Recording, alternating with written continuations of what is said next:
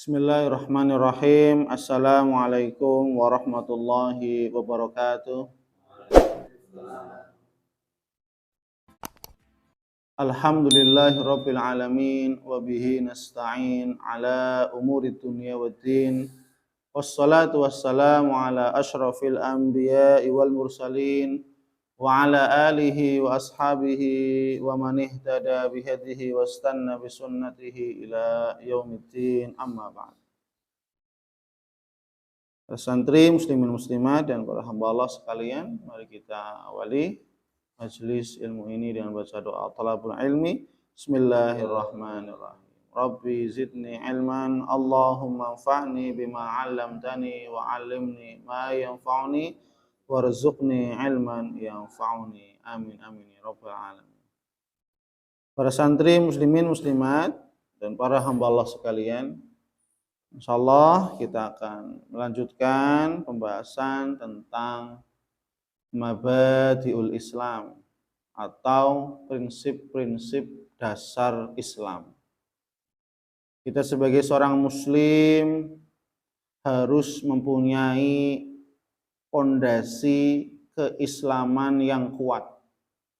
Kita sebagai seorang muslim harus memiliki dasar ilmu yang kuat tentang apa itu Islam yang sebenarnya. Bukan hanya sekedar mengaku-ngaku saya sebagai muslim, saya adalah agama saya Islam dan seterusnya, tapi tanpa mengetahui apa itu Islam yang sebenarnya. Ya. Maka jadikanlah diri kita seorang muslim yang sejati, ya, yang mengetahui secara ilmu Islam itu seperti apa dan mengamalkan ajaran-ajaran Islam. Ya. Maka kita akan melanjutkan pembahasan kita tentang rukun Islam. Kemarin sudah disebutkan, sudah disampaikan tentang bahwasanya Islam itu memiliki 3 tingkatan. Tingkatan yang pertama atau yang paling rendah adalah tingkatan Islam. Rukunnya disebut dengan rukun Islam.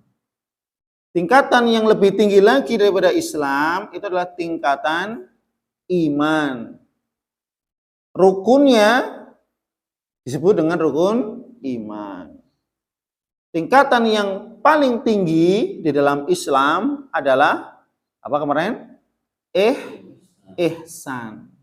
Dan ihsan itu juga mempunyai 1 rukun. Ya.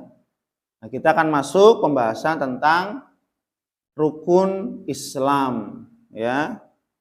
Dalam hadis yang panjang, ya, yang diriwayatkan oleh Imam Muslim, ya, sahabat Umar radhiyallahu Amirul Mukminin, beliau meriwayatkan tentang, ya, tingkatan-tingkatan Islam. Ketika malaikat Jibril bertanya kepada Nabi Muhammad sallallahu alaihi wasallam, "Ya Muhammad, akhbirni 'anil Islam." Wahai Muhammad, kabarkan kepadaku tentang apa itu Islam.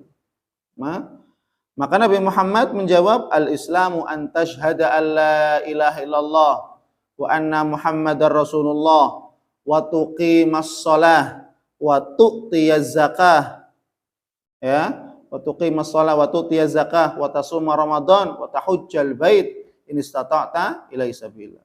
Yang pertama adalah engkau bersaksi bahwasanya tidak ada sesembahan yang berhak disembah dengan benar kecuali Allah, dan engkau bersaksi bahwasanya Muhammad adalah utusan Allah.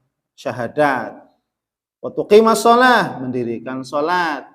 Wa tu'tiyaz zakah, menunaikan zakat. Wa tasuma Ramadan, dan berpuasa di bulan Ramadan. Wa tahujjal bait, dan melaksanakan ibadah haji in istata'ta ilaihi sabila, jika engkau mampu melakukannya, ya. Maka dari rukun Islam yang pertama, Rasulullah SAW menyebutkan yang pertama adalah mengucapkan 2 kalimat syahadat, ya. asyhadu alla ilaha illallah wa asyhadu anna Muhammadar Rasulullah. Ya, Masya Allah. Saya bersaksi. Bersaksi bukan melihat. Ya, anggapan orang kan bersaksi berarti kan melihat dengan saya melihat Allah. Allah tidak kelihatan. Allah itu ghaib. Maksudnya saya bersaksi adalah apa? Saya meyakini, saya beriman, saya siap mau diatur dengan Al-Quran dan Sunnah. Saya meyakini, saya beriman dengan adanya Allah, Tuhan saya, sesembahan saya, dan saya siap diatur oleh Allah Subhanahu wa Ta'ala. Saya menjadi hambanya. Itu maksudnya. Ya. Terkadang banyak orang yang nyeleneh, ya, ingin mengotak-ngatik makna, ingin menjatuhkan agama Islam dengan bersaksi. Emang kamu melihat? Ya tidak. Maksudnya bersaksi adalah saya meyakini bahwasanya Allah itu ada, meskipun tidak terlihat dengan kasat mata, ghaib. Saya yakin Allah ada, sesembahan saya beriman kepadanya. Ya, maka ketika seseorang mengucapkan dua kalimat syahadat, ya, ini syahadat yang pertama ya, rukun Islam yang pertama, ya, maka seseorang ketika meyakini dua kalimat syahadat, maka apa? Ya, asyhadu alla ilaha illallah wa asyhadu anna Muhammadar Rasulullah. Maka dia harus, ya, bertanggung jawab dunia akhirat, dan dia harus siap menerima konsekuensinya.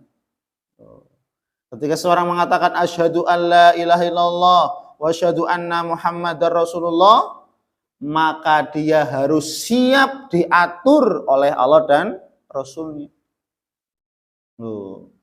Ketika dia mengucapkan dua kalimat syahadat, maka dia siap untuk mengikuti segala apa yang Allah perintahkan, menjalankan segala apa yang Allah perintahkan dan Rasulnya, dan menjauhi sejauh-jauhnya segala apa yang Allah dan Rasulnya larang.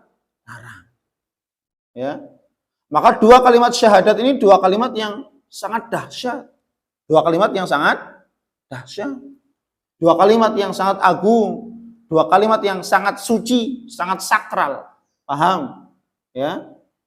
Gitu. Maka orang-orang yang mengucapkan dua kalimat syahadat, maka dia adalah orang yang siap menjadikan dirinya sebagai hamba Allah Subhanahu wa Ta'ala. Ya, sebagai hamba Allah Subhanahu wa Ta'ala. Ya. Dua kalimat ini dua kalimat yang sangat sakral, sangat suci, sangat agung, ya. Yang kita tidak boleh mengucapkannya hanya sebatas ucapan, ya. Tapi apa? Harus diimani, diyakini, dihayati maknanya, kandungannya, ya, dilisankan, diikrarkan. Kemudian apa? Diwujudkan dalam bentuk perbuatan dengan cara apa? Mentaati segala perintah Allah dan Rasulnya, dan menjauhi segala apa yang Allah dan Rasulnya larang. Ya. Nah, dua kalimat syahadat ini sangat luar biasa. Ya. Sampai ketika ada seorang sahabat yang ketika di sebuah peperangan, ya, seorang sahabat ini kan diperintahkan oleh Rasulullah. Rasulullah mengatakan, umirtu an uqatilan nas hatta yashhadu an la ilaha illallah wa anni Muhammad Rasulullah wa qamus shalah wa ita'iz zakat dan seterusnya. Ya. Aku diperintahkan oleh Rasulullah untuk berperang, memerangi orang-orang kafir, ya, sampai mereka mengucapkan asyhadu an la ilaha illallah wa asyhadu anna Muhammadar Rasulullah.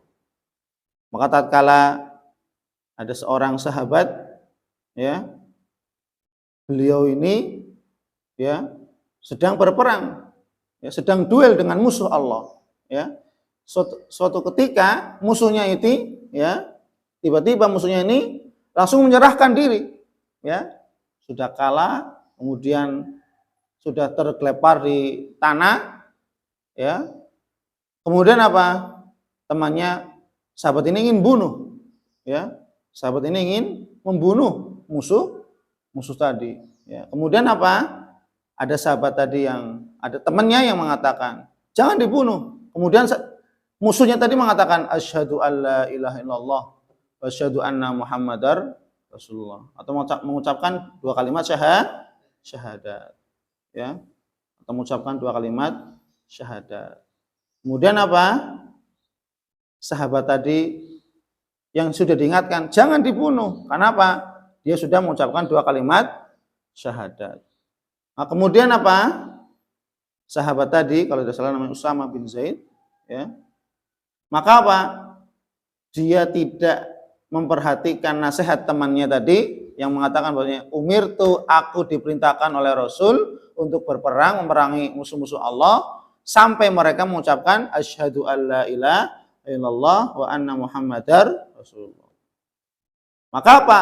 Nasihat temannya diabaikan sehingga apa? Dia tetap membunuh musuhnya yang sudah mengucapkan kalimat la ilaha illallah.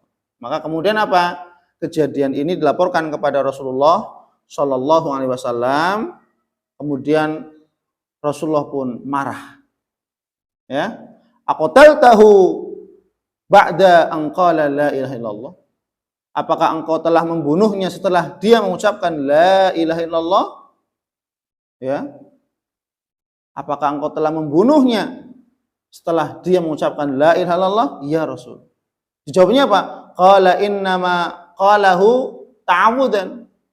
Wahai Rasul, sesungguhnya ya, dia mengucapkan la ilaha illallah itu hanya sekedar ta'awudan, untuk mencari perlindungan keselamatan. Itu loh. Mencari perlindungan dan keselamatan. Karena orang ketika mengucapkan asyhadu alla ilaha illallah wa asyhadu anna muhammad, kan nggak boleh dibunuh harusnya. Khawatirnya apa? Kata tadi ya, khawatirnya dia Rasul itu hanya sekedar mencari keselamatan. Maka dia mengucapkan apa? Ya, la ilaha illallah. Ya, ternyata apa? Rasulullah marah. Ya. Rasulullah marah. Ya, Rasulullah marah. Kenapa? Karena manusia itu hanya bisa menilai dari yang zahir, yang nampak. Ya, yang nampak. Adapun hatinya dikembalikan urusannya kepada Allah. Ya. Kalau seandainya dia sudah mengucapkan asyhadu alla ilaha illallah, asyhadu anna muhammadar, maka jangan dibunuh.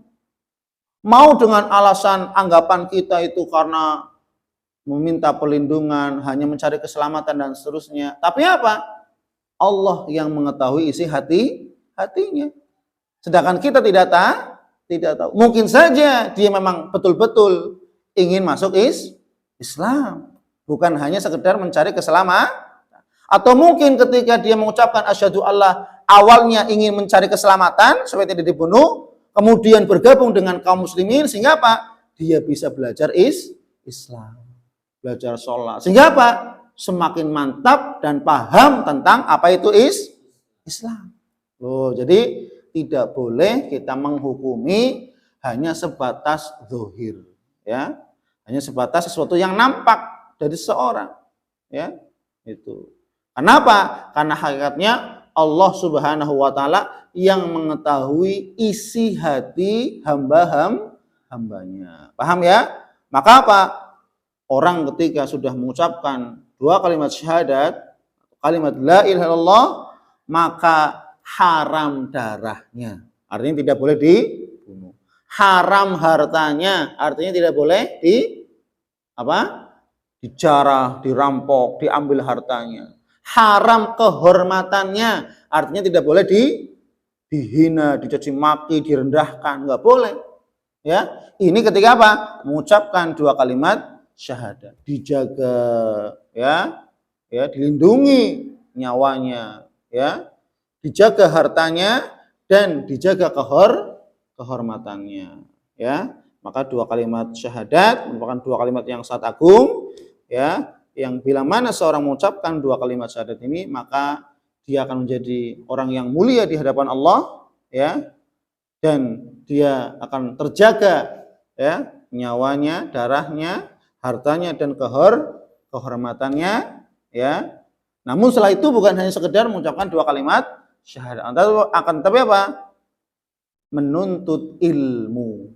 Supaya apa? Semakin paham, semakin kuat dan semakin yakin tentang apa itu Islam, ya.